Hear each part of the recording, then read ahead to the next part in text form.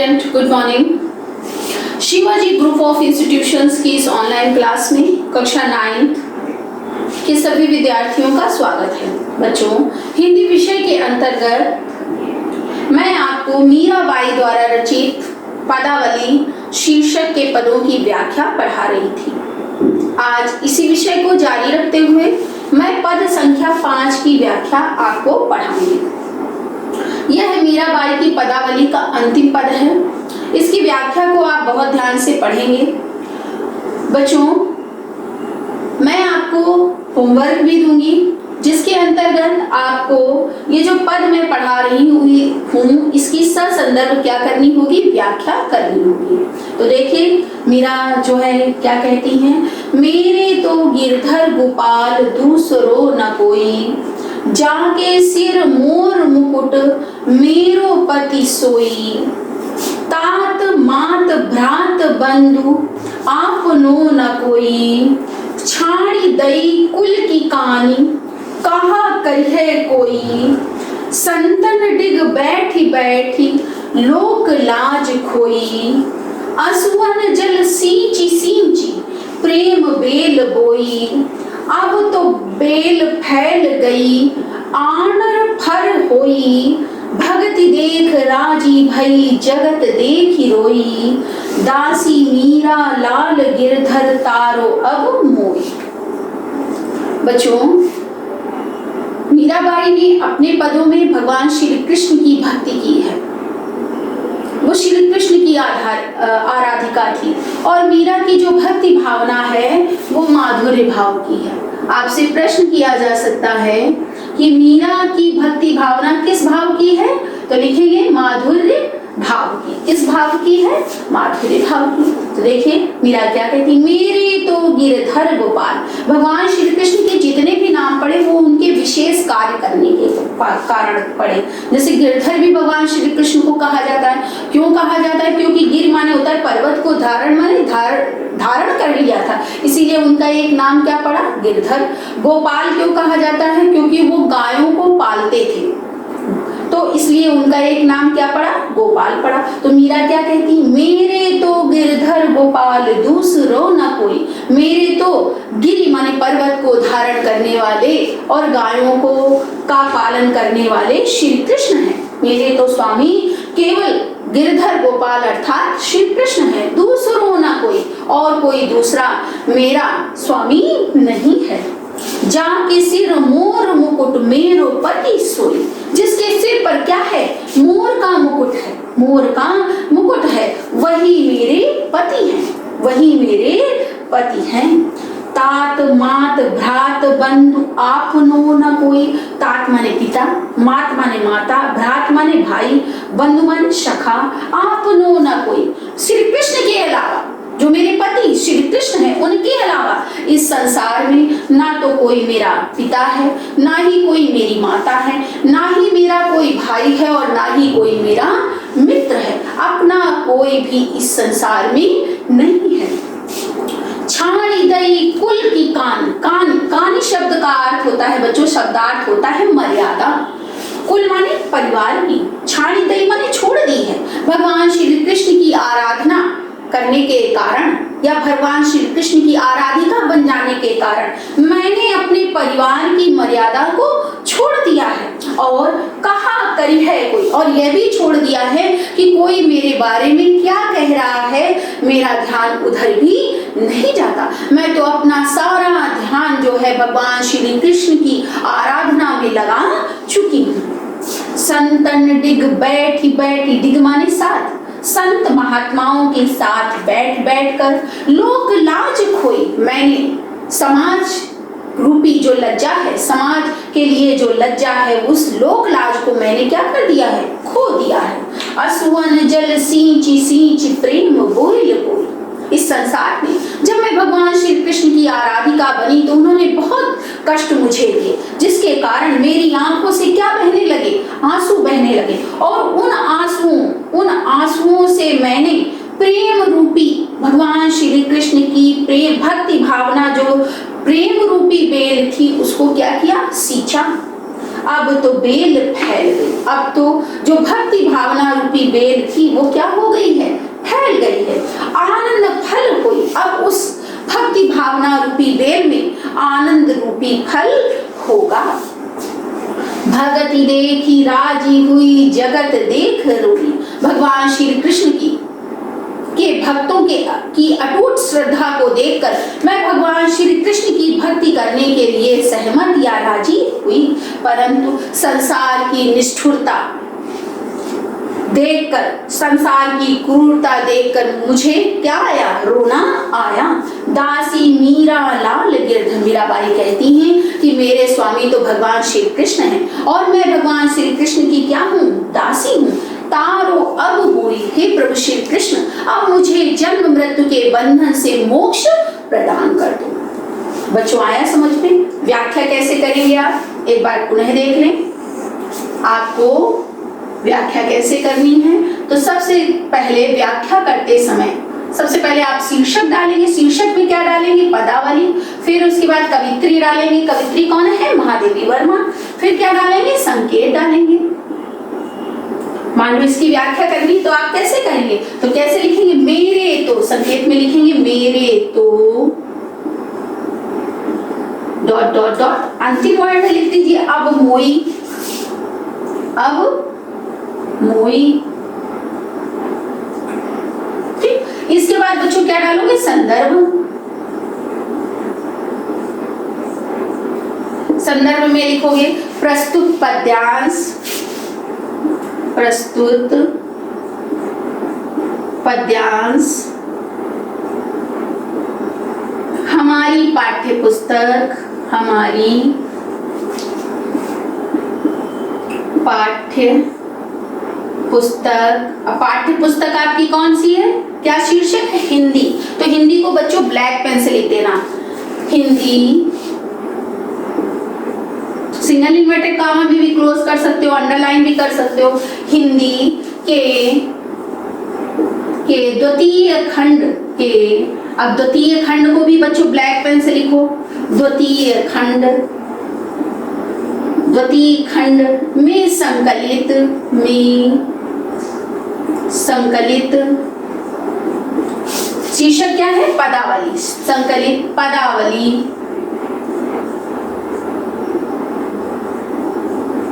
प्रस्तुत पद्यांश हमारी पाठ्य पुस्तक हिंदी के द्वितीय खंड में संकलित पदावली शीर्षक से, पदावली शीर्षक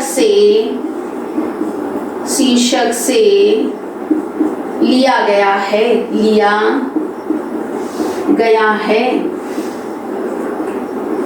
इसकी कवित्री, इस पद्यांश, इसकी कवित्री, कवित्री, ये ध्यान रखना बच्चों, ऐसे ही लिखा जाता है, कवित्री नहीं होता, कवित्री महादेवी वर्मा है, महादेवी वर्मा, महादेवी वर्मा है। इसके बाद बच्चों संदर्भ, संकेत, संदर्भ लिखने के बाद क्या लिखा जाता है, प्रसंग। प्रसंग में क्या लिखेंगे, लिखेंगे प्रस्तुत पद्यांश में मीराबाई ने भगवान श्री कृष्ण को अपने पति के रूप में स्वीकार करते हुए उनकी भक्ति की है। अब इसके बाद बच्चों अगला पॉइंट क्या पड़ता है, व्याख्या। तो आप व्याख्या लिखेंगे, व्याख्या अपने मन से लिखी जाती, कभी रटी नहीं जाती। तो व्याख्या मैंने अभी आपको पढ़ाई, पुनः एक बार देख लीजिए व्याख्या कैसे पढ़ेंगे, लिखेंगे मेरे तो गिरधर गोपाल दूसरो न कोई। मीराबाई कहती थी कि मेरे तो भगवान श्री कृष्ण के अलावा गिरधर गोपाल, गिरधर गोपाल का अर्थ क्या लेंगे, गिर को धारण करने वाले और गायों को पालने वाले, अर्थात श्री कृष्ण के अलावा इस संसार में कोई दूसरा नहीं है। जहाँ की सिर मोर मुकुट मेरो पति सोई, जिसके सिर पर मोर का मुकुट है वही मेरे पति हैं। तात मात भ्रात बंधु आप नो न कोई, इस संसार में भगवान श्री कृष्ण के अलावा ना तो मेरे कोई पिता है, ना ही माता है, ना भाई है और ना ही क्या है, सखा या मित्र है। छाड़ी दई कुल की कानी, कानी माने क्या बताया था बच्चों, मर्यादा। मैंने अपने परिवार की मर्यादा को त्याग दिया है। जब से मैंने भगवान श्री कृष्ण की आराधना या भक्ति भावना प्रारंभ की है, तब से मैंने परिवार की मर्यादा को त्याग दिया है और ये सोचना छोड़ दिया है कि कोई मेरे संबंध में क्या कह रहा है, कहाँ करी है कोई, क्या कौन मेरे संबंध में क्या कह रहा है और क्या कर रहा है। संतन डिग बैठी बैठी लोग लाज खोई, संतों के साथ, डिग माने बैठ बैठ कर, डिग माने साथ, संतों के साथ बैठ बैठ कर मैंने लोक लाज समाज की लज्जा को त्याग दिया है। असुवन जिल सींच सींच प्रेम बेल होई, संसार की निष्ठुरता क्रूरता को देखकर मेरी आंखों से निरंतर आंसू बहते रहते और उन आंसुओं से मैंने भगवान श्री कृष्ण की प्रेम रूपी बेल को सींचा है। अब जब प्रेम रूपी बेल को मैंने अपनी आंखों के आंसुओं से सींचा है, अब तो बेल फैल गई, अब तो वो भक्ति भावना रूपी जो बेल है वो क्या हो गई, फैल गई है। आनंद फल कोई, अब उसमें आनंद का क्या होगा, फल होगा। भगति देख राजी बही, मीराबाई कहती हैं कि भगवान श्री कृष्ण के भक्तों के अद्वितीय विश्वास को देखकर मैं भगवान श्री कृष्ण की भक्ति भावना करने के लिए राजी हुई। जगत देख रोई, परंतु संसार की निष्ठुरता, संसार की क्रूरता को देखकर मैं क्या हुई, रोई। दासी मीरा लाल गिरधर, मीराबाई कहती हैं कि मेरे स्वामी भगवान श्री कृष्ण हैं और मैं मीरा उनकी क्या हूँ, दासी हूँ। तारो अब मोई, हे प्रभु मेरी भक्ति भावना से प्रसन्न होकर अब मुझे जन्म मृत्यु के बंधन से मोक्ष प्रदान कर दीजिए। तो बच्चों आ गया होगा समझ में जो व्याख्या मैंने अभी पढ़ी, तो आपको ये व्याख्या क्या कर देनी है, यहाँ पर लिख देनी है। इसके उपरांत बच्चों अगला पॉइंट पड़ता है काव्यगत सौंदर्य।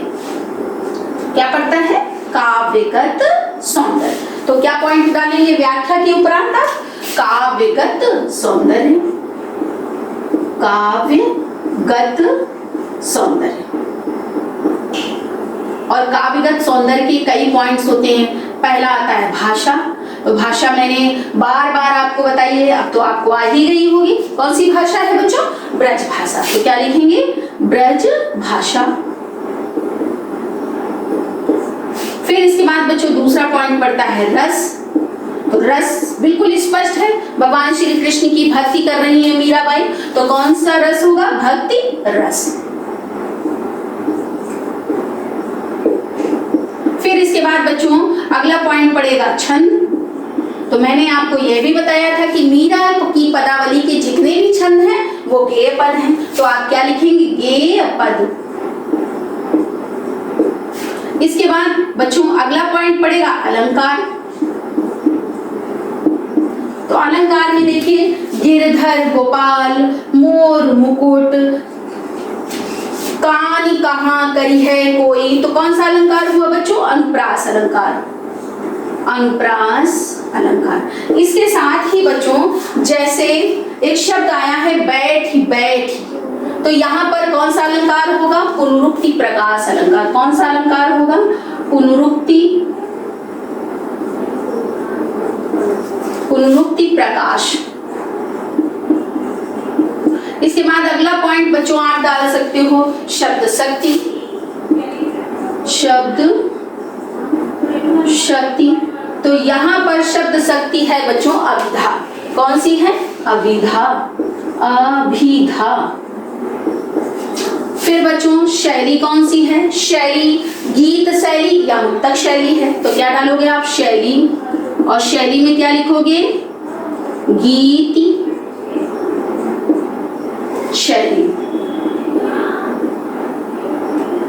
इसके बाद बच्चों अगला पॉइंट डाला जाता है गुण। गुण, और गुण जहां पर बच्चों भक्ति रस होता है वहां हमेशा प्रसाद गुण होता है। कौन सा गुण होता है, प्रसाद गुण।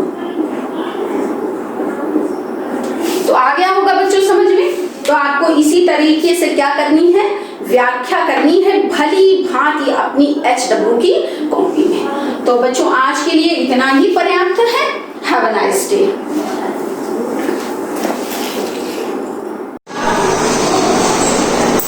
Hello students, welcome to online classes of Shivaji Group of Institution.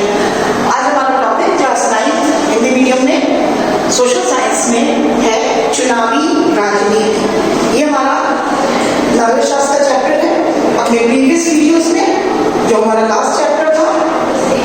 हमने क्या पढ़ा था, जिसमें हमने झीलों और नदियों के बारे में पढ़ा था, जिस चैप्टर का नाम था अक्वा, जो कि भूगोल का चैप्टर था। और आज हम जो है नागरिक शास्त्र का चैप्टर पढ़ेंगे, चुनावी राजनीति। चुनावी राजनीति से पहले आपने नागरिक शास्त्र में ही संविधान निर्माण और उसके पहले आपने लोकतंत्र क्या और क्यों पढ़ा था। और ये हमारा तीसरा चैप्टर है, चुनावी राजनीति। सबसे पहले चुनाव क्या होते हैं और किस तरीके से चुनाव राजनीति बनती है, और एक इलेक्टोरल पॉलिटिक्स किस तरीके से आपको एक लोकतांत्रिक राज्यों में देखने को मिलती है।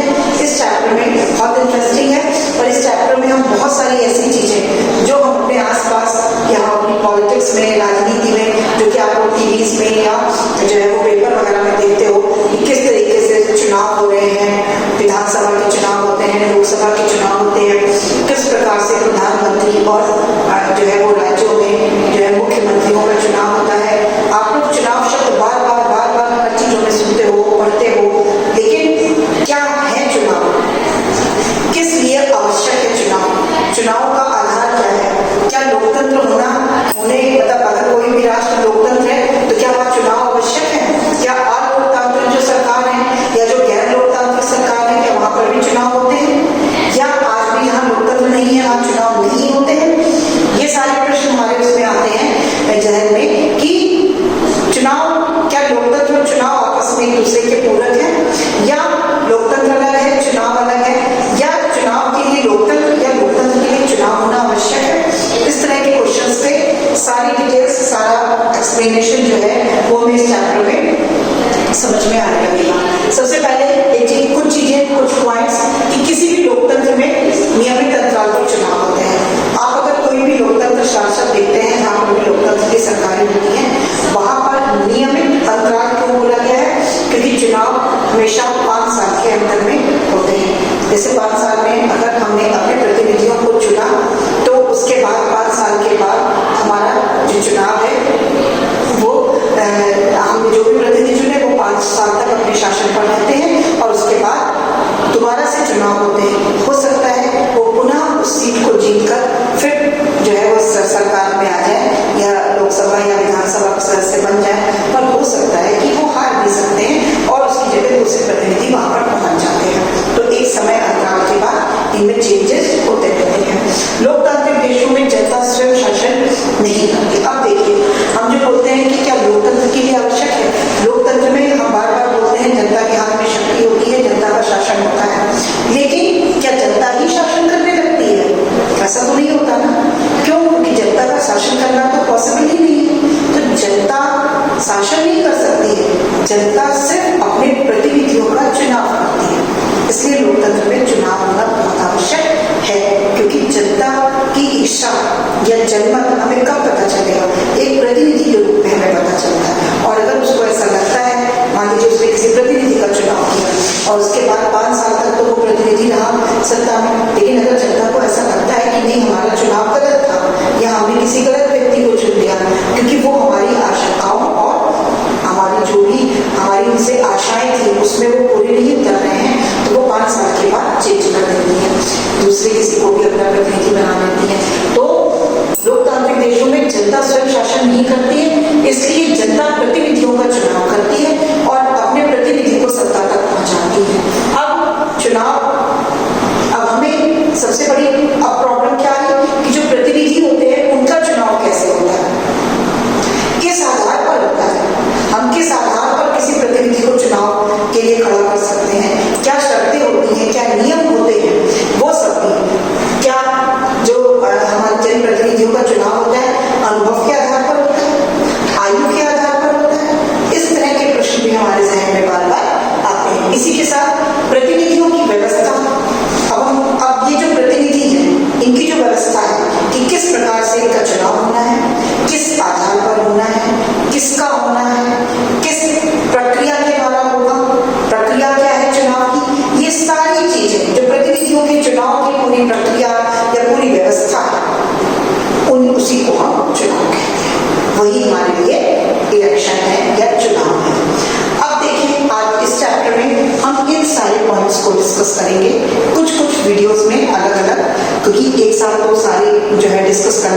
इतना पॉसिबल नहीं है। सो इसमें हम सबसे पहले जो हमारा टॉपिक है, चुनाव को लोकतांत्रिक मानने का अधिकार, कि हम क्या चुनाव को लोकतांत्रिक मानते हैं, क्या चुनाव के लिए लोकतंत्र होना या लोकतंत्र में चुनाव का होना आवश्यक है। फिर हमारा पॉइंट है राजनीतिक प्रतिद्वंद्विता। उसके बाद हम डिस्कस करेंगे कि राजनीति में किस प्रकार से प्रतिद्वंद्विता होती है और किस प्रकार से चुनाव के लिए लोगों में आपस में प्रतिस्पर्धा और प्रतिद्वंद्विता देखने को मिलती है। भारत में सामान्य निर्वाचन और निर्वाचन, इसके बाद हमारा नेक्स्ट टॉपिक होगा कि भारत में सामान्य तरीके से जो निर्वाचन होता है या निर्वाचन की क्या पद्धति है। इसके बाद किस तरह से हमें चुनाव में अनुसूचित जातियों और अनुसूचित जनजातियों को आरक्षण प्रदान किया जाता है। इसके बाद मतदाता क्षेत्र क्या होते हैं, कहाँ से हम मतदाताओं को या जो सत्ता में या दल में प्रत्याशी खड़े हो रहे हैं उनको टिकट मिलता है, तो वो किस तरह के मतदाता क्षेत्रों से मिलता है, वो हम डिस्कस करेंगे। फिर मतदाता सूची बनती है। उसके बाद किस प्रकार से चुनाव फोटो पहचान पत्र, जो चुनाव होते हैं उसके लिए एक फोटो पहचान पत्र आप लोग सब लोग अपने घरों में देखते होंगे। जब भी आप वोट डालने जाते हो तो आप एक वोटर आईडी कार्ड लेकर जाते हो, उसी को चुनाव फोटो पहचान पत्र बोलते हैं। इसी के साथ साथ उम्मीदवारों का नामांकन होता है। उम्मीदवार जो भी चुनाव के लिए खड़े होते हैं, जिन्हें जहां से जिस जो है वो निर्वाचन क्षेत्र से जो टिकट मिला होता है, उन उम्मीदवारों का नामांकन होता है। फिर उनको हर एक दल होता है, फिर दल को चुनाव चिन्ह दिए जाते हैं। चुनाव चिन्ह के बाद चुनाव अभियान होते हैं। वो अपने जो है वो दल का, अपने राजनीतिक दल का, अपनी पार्टी का प्रचार और प्रसार करता है, अपनी नीतियों को लोगों तक पहुंचाता है।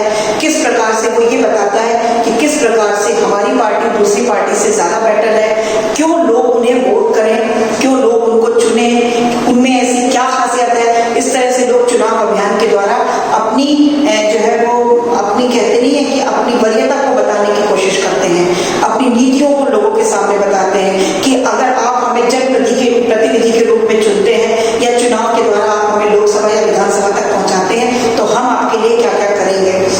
इसके साथ ही भारत में चुनाव किस प्रकार होता है ये भी हम डिस्कस करेंगे। एक जब चुनाव होता है तो उसके लिए कौन करता है, ये सारी व्यवस्थाएं कौन बनाता है, उसके लिए एक स्वतंत्र चुनाव आयोग होता है जो इन सारी व्यवस्थाओं को बनाता है। इसी के साथ साथ चुनाव में लोगों की भागीदारी क्या है। चुनाव हुए, उम्मीदवार चुने रखे गए, उन्हें चुनाव चिन्ह दिए गए, चुनाव अभियान हुए, बट उसमें लोगों का क्या पार्टिसिपेशन है, वो तो जो मेन है। क्यों? क्योंकि जब लोकतंत्र है तो लोगों की भागीदारी भी डिस्कस करेंगे। और लास्ट में किस प्रकार से स्वतंत्र और निष्पक्ष चुनाव होते हैं, क्योंकि सबसे इम्पोर्टेंट जो है वो स्वतंत्रता और निष्पक्षता है चुनाव की। इसी के साथ साथ पहला आज हम पॉइंट डिस्कस करेंगे, चुनाव को लोकतांत्रिक मानने का अधिकार, कि हम चुनावों को लोकतांत्रिक क्यों मानते हैं, क्यों हम ऐसा कहते हैं कि लोकतंत्र के लिए चुनाव बहुत इंपॉर्टेंट है, क्यों चुनाव लोकतंत्र का आधार माने जा रहे हैं। उसके कुछ पॉइंट्स हैं, उसे डिस्कस करते हैं। फर्स्टली, एक मत एक मूल्य। क्या होता है लोकतंत्र में? सबसे पहला जो लोकतंत्र का परिणाम होता है, समझ लीजिए, या लोकतंत्र का जो बेसिक जो लोकतंत्र है वो क्या है? समानता। राजनीतिक और आर्थिक और सामाजिक, चाहे राजनीतिक रूप हो, आर्थिक रूप हो या सामाजिक रूप हो, हमें लोकतंत्र में समानता देखने को मिलती है। क्योंकि लोकतंत्र में जाति, भाषा, क्षेत्र, धर्म, लिंग, किसी भी आधार पर किसी भी प्रकार का कोई भी भेदभाव नहीं होता है, क्योंकि कानून की नजर में सब समान है, सबको वोट देने का अधिकार है। एक मत एक मूल्य। एक मत चाहे वो किसी भी जाति के व्यक्ति का हो, किसी भी धर्म के व्यक्ति का हो, किसी अमीर या गरीब किसी का भी हो, महिला या पुरुष किसी का भी हो, मतलब लिंग के आधार पर भी। तो जो एक मत है उसका वही मूल्य है, चाहे वो किसी का भी मत हो। मतलब एक वोट एक वैल्यू, हर एक वोट की अपनी एक वैल्यू होती है। तो ये क्या है? एक समान अधिकार है मत देने का, जो कि लोकतांत्रिक सरकार में देखने को मिलता है। तो जो सबसे पहला लोकतांत्रिक आधार है चुनाव का, वो क्या है? एक मत एक मूल्य और मत देने का सबको समान अधिकार होना। दूसरा क्या है? दलों और प्रत्याशियों को चुनाव लड़ने की स्वतंत्रता। अब जो भी पॉलिटिकल पार्टी, दलों का मतलब होता है राजनीतिक दल, क्योंकि हम देखते हैं कि जब लोकतंत्र होता है तो वहां पे बहुत सारी राजनीतिक दल होते हैं, पार्टियां होती हैं,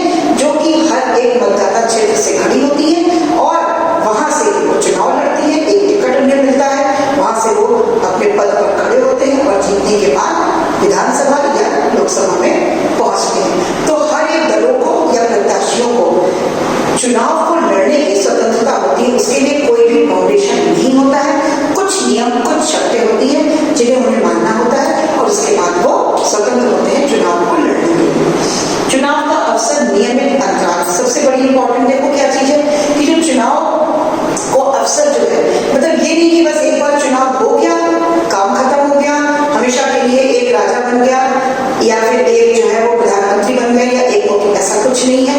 एक अंतराल होता है, एक समय अंतराल निश्चित होता है 5 साल के बाद। 5 साल के बाद सरकारें बदल जाती हैं, प्रधानमंत्री बदल जाते हैं, दोबारा से वो भी आ सकते हैं या फिर कोई दूसरे भी आ सकते हैं। जनता अपने प्रतिनिधियों को दोबारा फिर बदल सकती है, अपनी गलतियों को सुधार सकती है, जनमत का निर्माण कर सकती है, क्योंकि लोकतंत्र के यही सारे फायदे हैं और लोकतंत्र में चुनाव के सबसे ज्यादा ये फायदे हैं। इसके बाद लोगों द्वारा वरीयता प्राप्त का चुनाव, इसी के साथ साथ जिनको लोगों ने जिताया, क्यों? क्योंकि लोकतंत्र में जनता की शक्ति मेन होती है, तो जिन्हें लोगों ने जिताया है जिसको उसको वरीयता दी जाती है, क्योंकि जिसको भी बहुमत प्राप्त होता है, ज्यादा से ज्यादा मतों से जीतता है, उस पार्टी का जो हेड होता है या जो अध्यक्ष होता है, जो लीडर होता है, जो नेता होता है, वही प्रधानमंत्री या मुख्यमंत्री के पद पर बैठता है। तो लोगों द्वारा वरीयता प्राप्त का ही चुनाव होता है। एंड द लास्ट, चुनाव स्वतंत्र होते हैं, निष्पक्ष होते हैं और न्यायपूर्ण, क्योंकि हम बार बार बोल रहे हैं कि एक लोकतांत्रिक शासन के लिए, लोकतंत्र के लिए सबसे इंपॉर्टेंट क्या है? समानता, स्वतंत्रता, निष्पक्षता। तो ये सारी चीजें जो है, न्याय, ये सारी चीजें चुनाव के द्वारा संभव होती हैं लोकतंत्र का आधार बनाने के लिए। आज हमने बच्चों चुनावी राजनीति में बहुत अच्छे अच्छे टॉपिक्स को डिस्कस किया।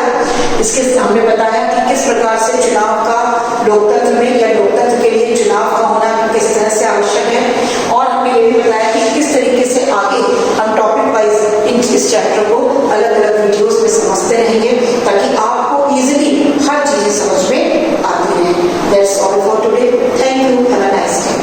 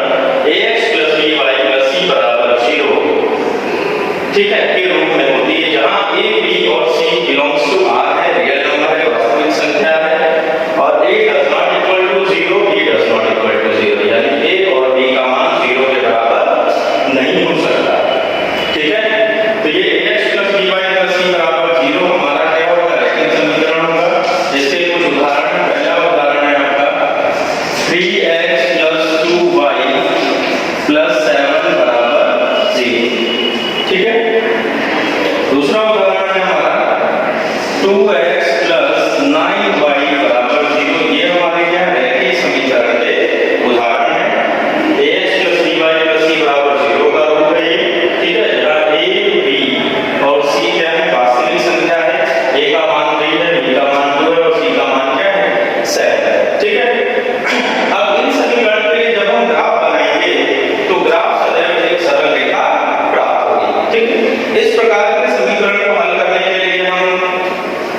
इस प्रकार के रैखिक समीकरण युग्म को हल करने के लिए 4 विधियां होती। पहली आपकी ग्राफी विधि है, दूसरी प्रतिस्थापन विधि है, विलोपन विधि है, वज्रग्रहण विधि है। तो क्लास 9 में जो हम लोग विधि पढ़ेंगे वो पढ़ेंगे हम ग्राफी विधि, ठीक है ना। अब ग्राफ बनाना सीखेंगे तो सबसे पहले आइए ग्राफ बनाने के लिए क्या करते हैं, कुछ सबसे पहले तो हमें रैखिक समीकरण में x का मान y के पदों में तथा y का मान x के पदों में ज्ञात करना आना चाहिए, ठीक है। अब आइए उदाहरण लेते हैं। पहला प्रश्न है आपका, निम्न समीकरण में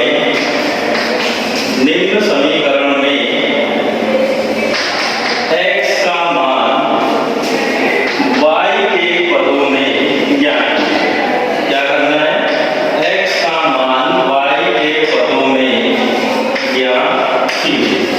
अब जब हम x का मान y के पदों में ज्ञात करेंगे, देखिए पहला है आपका 3x + 2y = 7, ठीक है। दूसरा है आपका x/a + -y/b = 0। तीसरा है आपका 2x x/2 + y/3 = ठीक है। इनसे हमें क्या करना है, x का मान y के पदों में ज्ञात करना है। तीनों हमारे रैखिक समीकरण हैं। बारी बारी से देखिए हम हल करते हैं। पहला हम लेते हैं 3x + 2y = 7, ठीक है। मान हमें किसका निकालना है, x का मान किसके पदों में, y के पदों में, ठीक। अब आइए 3x + 2y = 7 है, तो यहाँ पर क्या लिखेंगे, 3x = 7 - 2y, ठीक है। 3x बराबर क्या होगा, 7 - 2y। तो यहाँ से x बराबर क्या आ जाएगा, 7 - 2y। ये 3 जुड़े हुए हैं, बराबर को उधर जाएगा तो किसमें आ जाएगा, बटे में। तो यहाँ से देखिए x बराबर क्या आ गया, 7 - 2y बटे 3, ठीक है। यहाँ से हमें क्या मिल गया, x का मान y के पदों में क्या आ गया, पहले समीकरण को हल करके वो क्या आ गया, x बराबर 7 - 2y/3। अब दूसरा देखते हैं x/a -y/b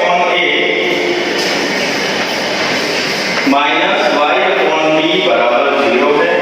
यहाँ से हम x का मान y के पदों में कैसे निकालेंगे, देखिए x/a माइनस है, पक्षांतर करेंगे क्या हो जाएगा, +y/b हो जाएगा, ठीक है।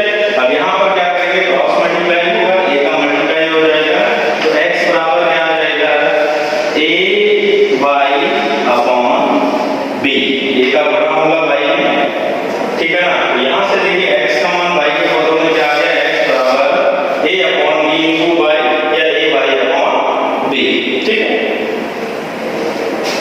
अब देखिए तीसरा क्या है, तीसरा है हमारा x/2 + y/3 = 1। अब इसको हल करके, इस रैखिक समीकरण को हल करके हम क्या करेंगे, x का मान y के पदों में निकालेंगे। देखिए कैसे निकालेंगे, यहाँ पर 2 और 3 का एलसीएम क्या आ जाएगा, 6 आएगा। 2 से भाग देंगे 3 में, 2 से भाग देंगे 6 में, कितनी बार जाएगा, 3 बार जाएगा, 3x, ठीक है।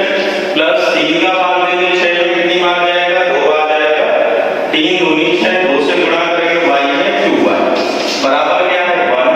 अब देखिए 3x + 2y, 1 गुणे 6 करेंगे, क्रॉस मल्टीप्लाई किया आ जाएगा, 6 आ जाएगा। अगले स्टेप में 3x = 6 - 2y, ठीक है, प्लस का 2y के पक्षांतर करेंगे, -2y हो जाएगा, ठीक है।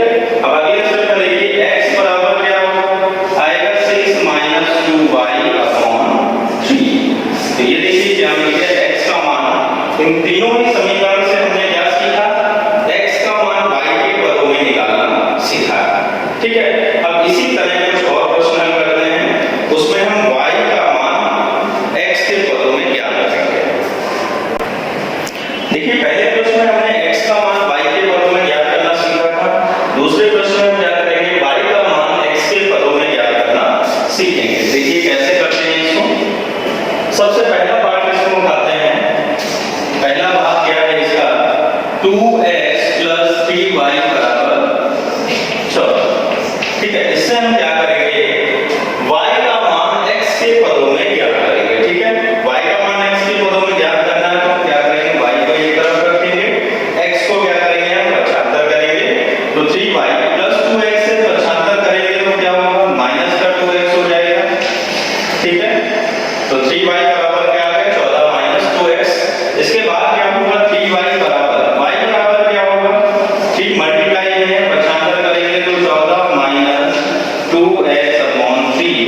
तो यहाँ से y का मान हमने मिल गया x के पदों में, y बराबर 14 माइनस 2x अपॉन 3। ठीक है, इसका सेकंड पार्ट देख लीजिए, दूसरा मान, इसमें भी हमें क्या करना है, y का मान x के पदों में क्या करना है। दूसरा क्या है, 2x माइनस 3, 2 ब्रैकेट में x माइनस 3 माइनस 3 ब्रैकेट में y माइनस 1 बराबर 0। इसमें भी हमें क्या करना है, y का मान x के पदों में ज्ञात करना है। इसको हल करिए, 2 से गुणा करिए, ब्रैकेट लगा हुआ है, इसका मतलब 2 का क्या होगा, दोनों में अलग-अलग गुणा होगा। 2 गुणा x क्या होगा, 2x होगा, 2 गुणा 3 प्लस इंटू माइनस, माइनस 2 दिया 6, 3 इंटू y क्या होगा, 3y होगा, माइनस इंटू प्लस माइनस होगा, और माइनस इंटू माइनस क्या होगा, प्लस होगा। अब अगले स्टेप में देखिए क्या होगा, 2x minus 3y minus 6 plus 3। ठीक है, एक संख्या माइनस की है, दूसरी प्लस की है, क्या होगा, घटेगा, चिन्ह बड़ी संख्या क्या आएगा, तो माइनस का 3 आएगा, क्योंकि बड़ी संख्या माइनस की है 6। इसके बाद देखिए 75 करेंगे, 2x माइनस 3y माइनस 3 है, 75 होगा प्लस 3 हो जाएगा। या इसको ऐसे रखते हैं, क्योंकि हमें y का मान x के पदों में ज्ञात करना है, तो 2x माइनस 3 माइनस 3y का जब हम 75 करेंगे तो क्या आ जाएगा, प्लस का 3y आ जाएगा। ठीक, अगले स्टेप में देखिए क्या करेंगे, 2x माइनस 3 बराबर में क्या है, 3y, 3 गुणे में है, 75 करेंगे तो आएगा बटे में आएगा। तो यहाँ से देखिए y बराबर क्या आ जाएगा, 2x माइनस 3 अपॉन 3। यहाँ से हमें क्या मिल गया, y का मान x के पदों में मिल गया, क्या मिल गया, y बराबर 2x माइनस 3 अपॉन 3। ठीक है, अभी हमने क्या किया, x का मान y के पदों में निकालना सीखा, y का मान x के पदों में निकालना सीखा। अब आप कहेंगे कि सर आपने ऐसा क्यों बताया, देखिए जब हम ग्राफ की विधि से हल करेंगे, ग्राफ बनाएंगे रैखिक समीकरण का, तो इसके लिए हमें सारणी बनानी पड़ेगी, जिसमें हमें y का मान x के पदों में ज्ञात करना आना चाहिए, x का मान y के पदों में ज्ञात करना आना चाहिए, और उनमें से x और y में से कोई एक मान दिया जाएगा, जिससे हम दूसरा मान आसानी से निकाल सकते हैं और ग्राफ बना सकते हैं। ठीक है, अब आइए प्रश्न नंबर 3, तीसरा क्या है, निम्न में से प्रत्येक में a का मान ज्ञात कीजिए जब x बराबर 1 और y बराबर 1, निम्न में प्रत्येक का एक हल है। ठीक है ना, x बराबर 1 और y बराबर 1 जो है निम्न में प्रत्येक का एक हल है। अब आइए पहला हम लोग देखते हैं, 3x प्लस ay बराबर 6। ठीक है, यहाँ पर इसका हल रैखिक समीकरण का एक हल दे दिया गया है, x बराबर 1 और y बराबर 1। तो यहाँ पर x के स्थान पे हम क्या लिखेंगे, 1 लिखेंगे, प्लस a इंटू y के स्थान पे क्या लिखेंगे, 1 लिखेंगे, बराबर में क्या है 6। हमें a का मान ज्ञात करना है, 3 इंटू 1 क्या आएगा, 3 आएगा, a इंटू 1 a आएगा, बराबर में 6 है, तो a बराबर क्या आ जाएगा, 6 माइनस 3। तो यहाँ से a बराबर क्या आ जाएगा, 3, 6 में 3 माइनस करेंगे तो a बराबर क्या आ जाएगा, 3 आ जाएगा। ठीक है, अब सेकंड दूसरा प्रश्न क्या है, दूसरा पार्ट इसका देखते हैं, 5x प्लस 2ay बराबर 3। ठीक है, यहाँ पर भी देखिए x और बराबर 1 और y बराबर 1 इस रैखिक समीकरण का एक हल है। ठीक है, x के स्थान पे 1 रखेंगे, y के स्थान पे 1 रखेंगे, तो देखिए क्या आएगा, 5 इंटू 1, ठीक है, प्लस 2ay, y का मान 1 रखेंगे, 3a। हमें मान किसका निकालना है, a का निकालना है। 5 इंटू 1 क्या आएगा, 5 आएगा, 2a इंटू 1 करेंगे, 2a आएगा, बराबर में 3a है, तो 5 बराबर क्या आ जाएगा, 3a प्लस 2a, 95 करेंगे, माइनस 2a हो जाएगा,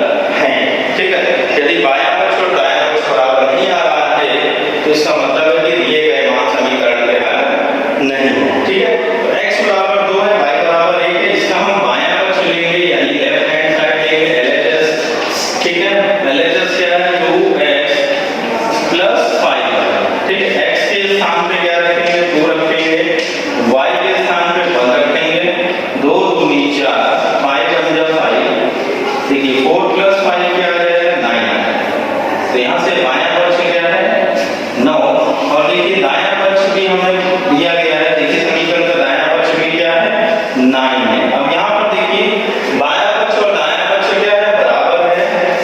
LHS बराबर क्या है RHS के, ठीक है ना। यहाँ से क्या सिद्ध होता है बायां पक्ष दायां पक्ष बराबर है, अतः x बराबर 2 और y बराबर 1 समीकरण 2x प्लस 5y बराबर 9 का हल है, ठीक है, बराबर 9 का एक हल है, ठीक है। इसी प्रकार की हम दूसरा वाला पार्ट भी देखेंगे। दूसरा भाग क्या है 2x प्लस 3y बराबर 7 है। उपरोक्त समीकरण में भी हम x के स्थान पर 2 और y के स्थान पर 1 रख के देखेंगे। पहले हम बायां पक्ष हल करेंगे, फिर हम दायां पक्ष, और हम देखेंगे क्या कि बायां पक्ष और दायां पक्ष बराबर हो रहा है कि नहीं। यदि बायां पक्ष और दायां पक्ष बराबर होगा तो दिए गए मान समीकरण के हल होंगे। यदि बायां पक्ष और दायां पक्ष बराबर नहीं आएगा तो दिए गए मान समीकरण के हल नहीं होंगे, ठीक है। अब बायां पक्ष क्या है 2x प्लस 3y, x के स्थान में हम रखेंगे 2, 3y, y के स्थान में क्या रखेंगे 1 2 4 प्लस 3, तो यहाँ से बायां पक्ष क्या आ जाएगा 7, ठीक है। अब देखिए दायां पक्ष निकालने की आवश्यकता नहीं है, प्रश्न में हमको दिया गया है दायां पक्ष। देखिए क्या है समीकरण RHS क्या है 3 है। तो यहाँ पर देखिए LHS does not equal to RHS, यानी बायां पक्ष और दायां पक्ष बराबर नहीं है। अब बायां पक्ष और दायां पक्ष इसको आप चाहे हिंदी में भी लिख सकते हैं, बायां पक्ष और दायां पक्ष बराबर नहीं है, अतः दिए गए मान समीकरण के अतः x बराबर 2 और y बराबर 1 समीकरण 2x प्लस 3y बराबर 3, 2x प्लस 3y बराबर 3 का हल नहीं है, ठीक है ना, हल नहीं है, क्योंकि ये मान समीकरण को संतुष्ट नहीं कर रहे हैं। चेक करने पर प्रत्येक स्थिति में बायां पक्ष और दायां पक्ष बराबर नहीं आ रहा। अब आइए तीसरा वाला पार्ट देखते हैं, लास्ट है। तीसरा पार्ट क्या है 2y माइनस 2, तीसरा समीकरण दिया है 2y माइनस 2 बराबर 3x माइनस 6, x बराबर 2 है और y बराबर 1 है। यहाँ पर बायां पक्ष लेंगे, उपरोक्त समीकरण में x और y का मान रखेंगे, बायां पक्ष हम लेंगे, बायां पक्ष है 2y माइनस 2, y के स्थान में हम क्या रखेंगे 1 रखेंगे, माइनस 2, 2 बन जा 2 में 2 माइनस करेंगे क्या आएगा 0 आएगा, ठीक है। अब हम दायां पक्ष ले लेते हैं, यानी RHS क्या है 3x माइनस 6। अब x का मान क्या है 2 है, 3 इंटू 2 माइनस 6, 3 दूनी 6, 6 में 6 जाएगा क्या आएगा 0। अब देखिए बायां पक्ष और दायां पक्ष क्या आ रहा है बराबर आ रहा है। अब बायां पक्ष दायां पक्ष बराबर है, यानी x बराबर 2 और y बराबर 1 जो है वो मान समीकरण को संतुष्ट कर रहा है।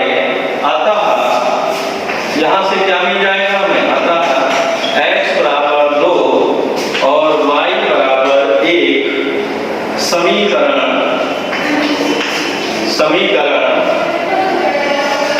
2y माइनस 2 बराबर 3x माइनस 6 का एक हल है, ठीक है। यहाँ से हमारा ये सिद्ध होता है, ठीक है बच्चों।